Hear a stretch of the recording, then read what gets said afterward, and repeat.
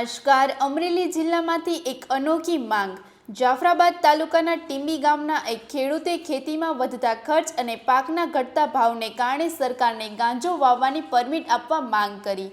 ખેડૂતના જણાવ્યા મુજબ ખાતર, દવા અને મજૂરીના ખર્ચમાં ભારે વધારો થયો, જ્યારે પાકના ભાવ ઘટતા જતાં ખેતી હવે નફાકારક રહી નથી। આ સંજોગોમાં ખેડૂતે સરકારને કાનૂની રીતે પરમિટ આપવાની અપીલ કરી અને તમામ નિયમોનું પાલન કરવાની ખાતરી આપી।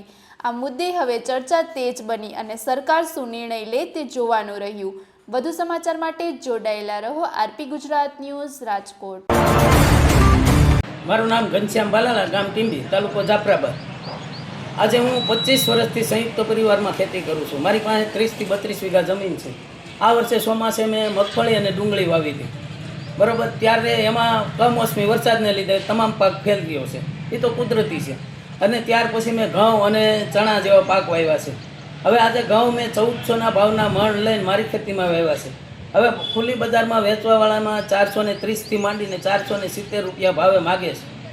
આ ઘઉં પોષણક્ષમ ભાવ મને પોસાતા નથી અને બાજરીના પણ ભાવ નથી।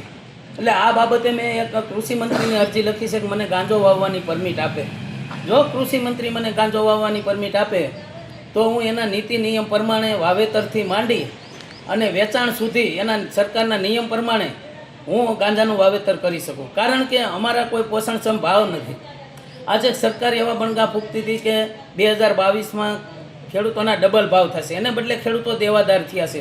અત્યારે ખેડૂતોને તમામ પાકો આવી ગયા છે, એક પણ પાકનો ભાવ નથી પોષણક્ષમ અને ખેત પેદાશોના ભાવ નથી। એની સામે ખેતીની વસ્તુ, દવા, ખાતર, બિયારણ લેવા જાય તો 3-4 ગણા ભાવ વધી ગયા છે। એટલે ન છૂટકે ખેડૂતોને ભારતનું બંધારણ ન હોવા છતાં અમારે આ માગણી ખેડૂતો પાસે કરવી પડે છે, કારણ કે આવતી પેઢીના કોઈ પણ બાળકો ખેતી કરવા તૈયાર નથી। અને જો ખેડૂત પોતે જ ખેતી છોડી દેશે તો હવે સરકાર બમણી આવક કોની કરશે? અને બીજા નંબરમાં કે અનાજ, કઠોળ કે ધન ધાન્ય પાક ખેડૂત પકવતા બંધ થઈ જશે તો આજથી 5 વર્ષ પછી દેશ માટે પણ મોટી વિકટ પરિસ્થિતિ આવવાની છે। આ માટે જો અમને ભાવ નહીં આપે તો અમને ગાંજો વાવવાની પરમિટ આપે અને કાં અમને પોષણક્ષમ ભાવ આપે, બેમાંથી એક સરકાર અમારું કરે।